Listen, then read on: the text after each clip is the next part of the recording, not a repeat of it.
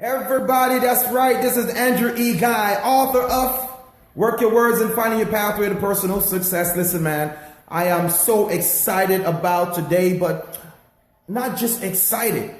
I'm thinking about a few things that I got to talk to you about, right?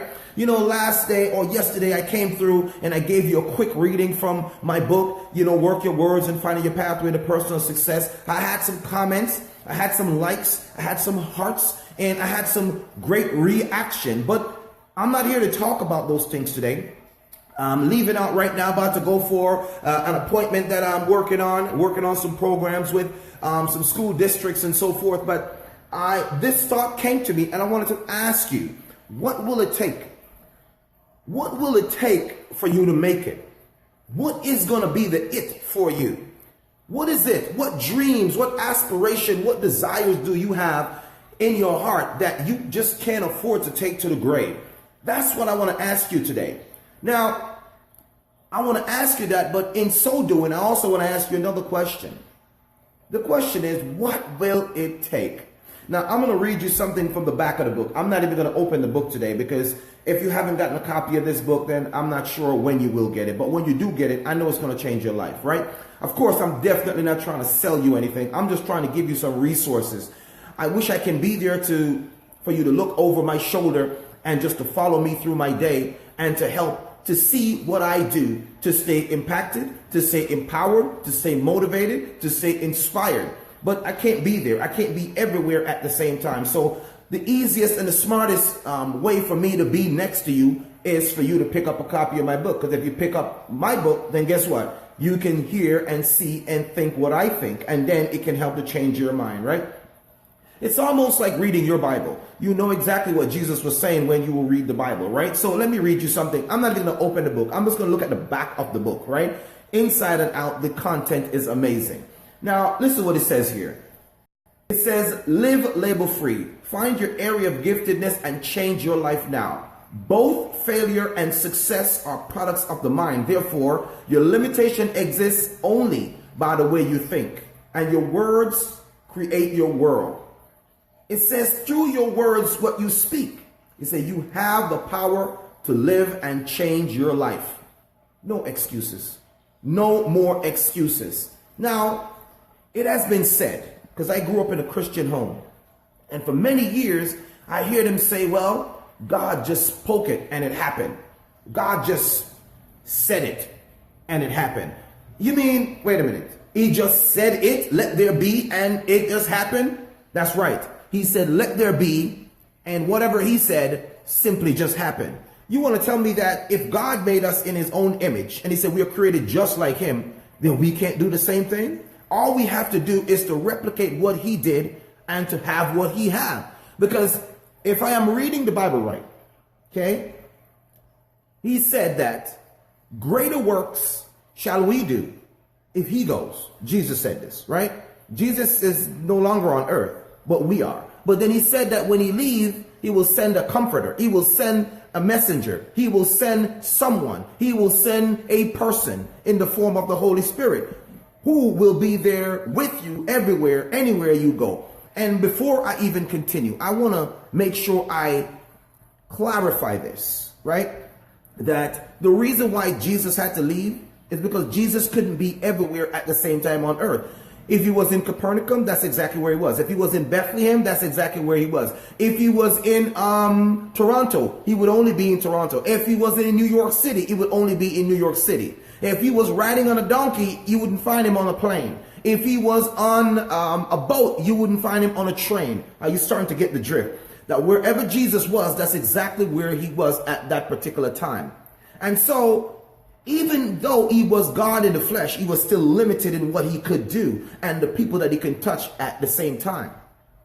With this being said, it was in our best interest that Jesus left. So when Jesus left, he sent a power, he sent a present, he sent a counselor, he sent a omnipresent being that can be anywhere at the same time. Now, most people don't understand the death, burial, and resurrection of Jesus. Jesus came to introduce us to who heaven is and to who God is. That's exactly why he came, right? But if he had stayed, most people wanted him to stay. If he stayed, guess what will happen? Just like Peter. And then he said he almost pimp slapped Peter. When Peter said, no, don't you say that. Don't you do this. You're not going to do this. He almost pimp slapped Peter. And guess what? He should have. But what did he say to Peter? He was so kind. He was so kind to Peter. He said in a nice way, devil, get behind me. Now, what am I saying to you is that whenever you have a purpose in life to create something or to leave an impact and to create your greatest impact in the four most important areas of your life, there's some people that's going to want you to stay, and there's some people going to want you to conform to what they think. Jesus didn't do that. Jesus said, I know why I'm here. I am here to do the Father's work, and after I'm done, I am out of here. But it is in your best interest that I go, because if I go, greater works will you do. Now, come on now, guys. You know Jesus did some amazing things, right? He not only did he heal the sick, heal the blind, cause the lame to walk again, he did one thing. He worked the words. He worked the words. What word did Jesus work? He worked the one that he heard from his Father. I only say what the Father said. I only do what the Father did. That's exactly what Jesus is saying. And what is that for us? What does it mean for the believer like me and you? It means that if we follow what he said, if we follow the examples and the principles, that we will have what he said we will have. Does that make sense? If you're liking this, if it's making sense to you, send some hearts, send some likes, share this video with everyone. Anyone that you know that is tired of not receiving what they're supposed to have in this life, of not overcoming when they're supposed to be triumphant, not believing when they should be triumphant and they should be the head and not the tail. They should be lenders and not the borrowers. If you believe this is going to help that person, send this video, comment on this video. Listen, let's not keep it underneath the bushel anymore. He said if you're a light, you can't be underneath the bushel. You're supposed to be on the top of the mountain, on the top of the city, so they can see you. Listen to me. What will it take? What is it going to take? Another 5, another 10, another 20 years of just religion? Listen, Jesus didn't come for religion. Jesus came for a relationship. He came for a relationship, not a religion. Most people, every day they get up, they go to church. Sometimes they go on a Thursday, a Wednesday, or whenever your day of worship is. It's not about the day that you go. It's not about how long you've been going. It's about the concentration of your relationship with the King. The next thing I wanted to talk about is that what will it take? We're still talking about what will it take. It will take for you to transform your mind, and say exactly what the Creator says. Here's a tip for you. The Creator said, let there be what? Talk to me now. Talk to me. Light. And what came? Light came. So if the Creator said, let there be light, and light came, then what should you be doing?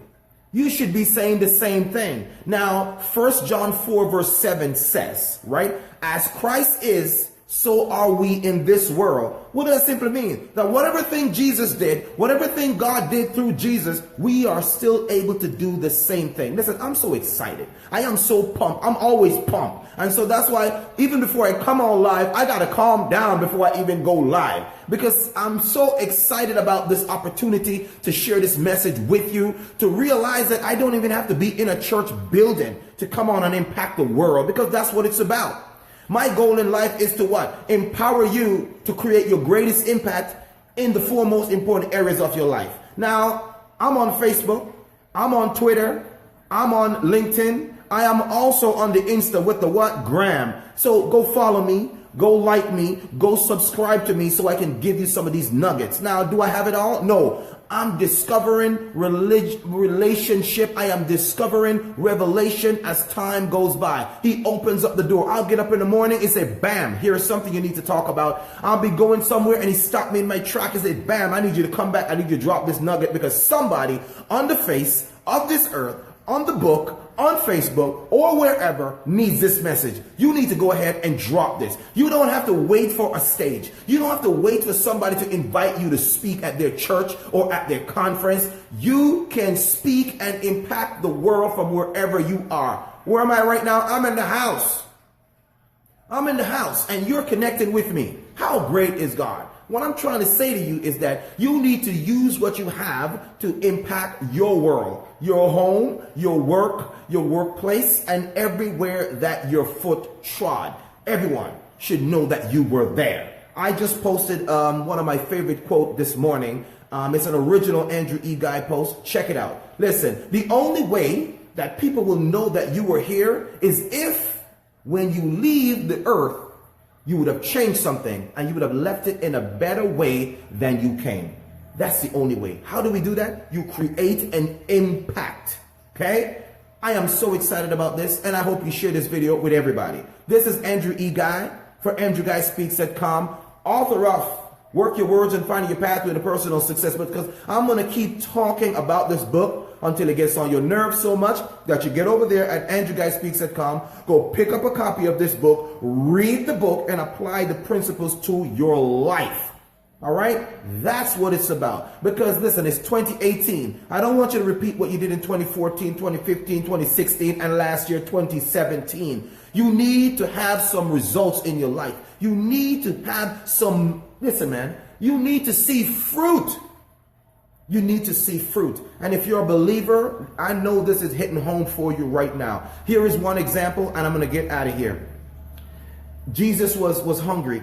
And then he was passing through, walking with his disciples. And then he looked at a fig tree. He went over to the fig tree. And obviously, you are like a tree planted by the rivers of water that's supposed to bear fruit in its season, correct? Right, exactly. I knew you were saying right? We're supposed to do that. So what does it mean now? That Jesus is expecting fig and fruit to be on the tree. But if there's no fruit on the tree, then the fruit is not functioning. The fruit didn't do what it's supposed to do. So therefore, Jesus said, curse is the tree. He cursed the tree, and then he said, cut it down, because it's what? It's taking up space. It's taking up space in the earth, and it's taking up nutrients from the earth when it should be producing. Whenever you draw nutrients from something or somewhere or an environment, you are incumbent upon to produce fruit. If you are getting something from someone, if you're getting knowledge from me, if you're getting inspiration and motivation from me and these insights and you're working them, you're supposed to produce fruit in your life. All right? I want to leave you with this thought, and I want it to disturb you. I want it to disrupt you, because you know what? I am a mindset disruptor. That's exactly who I am. That's exactly who I am. So in a nutshell, I am a mindset disruptor. I want to disrupt what you think you know. I want to disrupt where you think you're going. I want to disrupt what you think is not real. I want to disrupt what you think you cannot do and show you that all things are possible. How am I going to do this? Here is what I want to leave you with today. You see the stairs behind me? Beautiful, right? They're curved. They go up. Wonderful. In order for you to go where you need to go in life, you need to see the stairs. Check it out. You need to see the stairs, but you need to take the steps. I know that's powerful. And I know you're saying, wow, that's amazing, and you're liking it. You need to see the stairs. The stairs is your destination. The stairs is your destination. At the end of it is your destiny. But in order for you to get to your destiny, you must take the steps necessary. All right? See the stairs, take the steps. While you are taking the steps, you got to work the words. You got to say the things that's going to transform your life. Okay? Say the things that transform your life. Don't say words or work words that's going to take away from you. That's going to make you sad. Now, I was in church yesterday at the building, and so I was assembling, and our pastor said something that was amazing. He said that based on scientific research, that 5 minutes worth of sadness and self-pity is resulting to 3 hours worth of mental illness and mental disruption. I'm going to find the research. I'm going to post it on a later date. But he said that yesterday when I was in church, and he was dropping some serious dimes, right? Amazing stuff, revelation. He said that 5 minutes worth of self-pity, saying, I can't, I'm not supposed to, I can't have this, okay, poor me. All of this, that's what we say. These are self-hurt, self-inflicted pain and wounds that we do. It's like taking a knife and stabbing yourself. Stab, stab, stab, stab. That's exactly what we're doing. We're working the wrong words, but we got to work the right words. Right words is like putting Band-Aid. Right words is like banding up the wounds that society put on us. That's exactly what it's like when you work the right words. And when you work those words and you live in expectation, knowing that what you say can happen, because the Creator who created you to be creative said for you to speak what he says, and you will have what he says. Okay? Have what he says. Now, I'm going to get out of here finally. What is the world looking for from the believer? The world is looking for Romans 8 verse 19. The world is looking for the manifestation of the mature sons of the kingdom. What does that mean? Manifestation meaning that whatever was in heaven needs to be on earth. Manifestation is when you take whatever is in heaven and bring it to earth. Like what the prayer said, the model prayer said, let your will be done on earth as it is in heaven. So what God is saying is that the earth, the people are waiting for the manifestation of the sons of God. The sons of God are not the baby Christian, are not the baby believer. It's the ones that are teaching, the ones that are empowering, the ones that are getting people to get up out of their butts and get up out of their comfort zone and transform this world. And so when they leave, they would have created an impact to let them say, or let them know, or let everyone else know that, guess what? Mr. So-and-so was here. That's exactly what it's talking about. I am so excited. I am so empowered to bring you this word today. Listen, my name is Andrew E. Guy, author of the Work Your Words and Finding Your Pathway to Personal Success. You can look me up on AndrewGuySpeaks.com. You can also look me up on YouTube. That's Andrew Guy Speaks. You can like me on Facebook. Matter of fact, stop watching me right now. Go over there and like my page. Tell some more people about it, because I need to reach the world. You understand what I'm saying? I need to stay where I'm at and reach the world, because I can't be where you are right now, but I'm actually right there. All right. So spread this video, send it out to a few people, help empower some people so they can create their greatest impact. Listen to me. You need to know why you're doing what you're doing.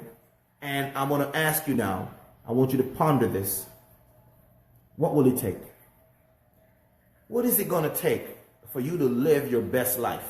What is it going to take for you to impact the world, to impact your surroundings? So you say, Andrew, man, I can't impact the world. I mean, I hear what you're doing, but that ain't my gift like that. You know what I'm saying? Listen, in order to impact the world, you need to impact yourself first. You can start there by being accountable to yourself. And then after that, then you can be accountable to your family. And then after that, you can be accountable to the place that you work. And then after that, you can be accountable to your community. And then after, you see what I'm getting at? Impacting the world begins with you.